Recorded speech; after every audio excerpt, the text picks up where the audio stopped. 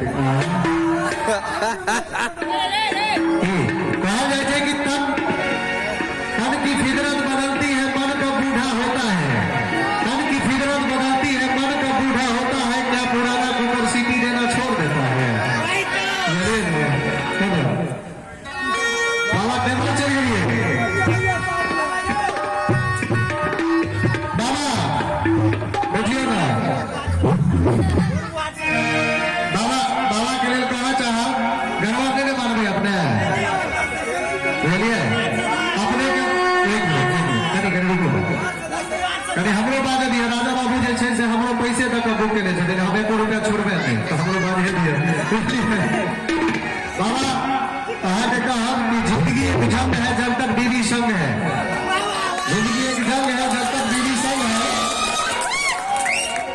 जिंदगी एक जंग है। ध्यान से सुना दियो बाबा के अपन कन्या के सुने थे डिस्टर्ब नहीं करिए।